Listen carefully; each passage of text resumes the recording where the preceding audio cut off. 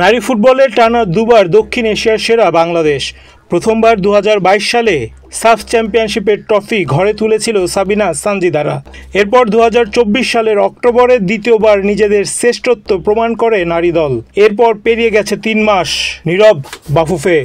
সাফ জয়ের পর নারী দলের জন্য 1.5 কোটি টাকা পুরস্কার ঘোষণা করেছিল দেশের ফুটবলের সর্বোচ্চ সংস্থা। সে টাকা এখনও পাননি ফুটবলাররা। মাঠে নেই খেলা, জানা যায় অক্টোবরের পর বেতনও পাচ্ছেন না তারা। পাশাপাশি পিটার বাটলারের চুক্তির মেয়াদ বাড়ানোয় ক্ষোভও রয়েছে তাদের মাঝে। পুঞ্জীভূত সেই ক্ষোভ রূপ নিয়েছে বিক্ষোভে। অনুশীলন বয়কট করেছেন জাতীয় দলের নারী ফুটবলাররা। যদিও ফেব্রুয়ারিতে সংযুক্ত আরব আমিরাতের বিপক্ষে 2টি প্রীতি ম্যাচ খেলার কথা সাবিনাদের।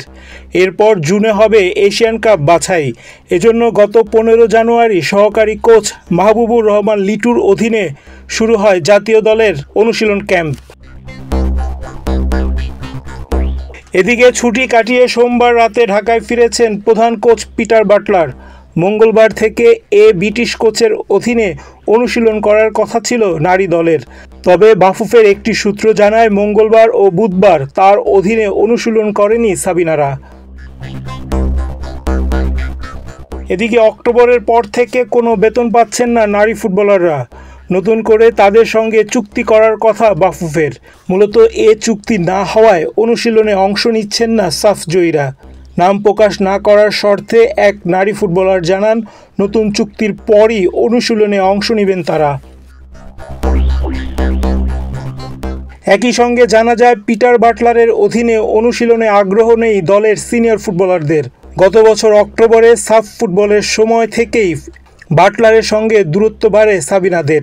সেই জেরে বাটলারকে কোচ হিসেবে আর চাইছেন না নারী দলের অনেক ফুটবলার।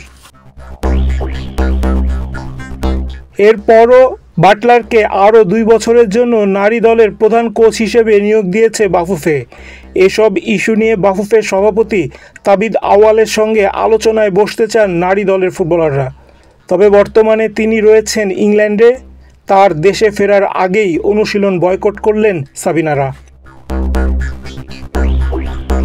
এ প্রসঙ্গে বাফুফে নারী ফুটবল কমিটির চেয়ারম্যান মাহফুজা আক্তার কিরণের সঙ্গে যোগাযোগের চেষ্টা করা হলে তাকে ফোনে পাওয়া যায়নি। এর আগে 2023 সালের জুলাই মাসেও বেতন বৃদ্ধির দাবিতে একবার ক্যাম্প বয়কট করেছিলেন সাবিনারা।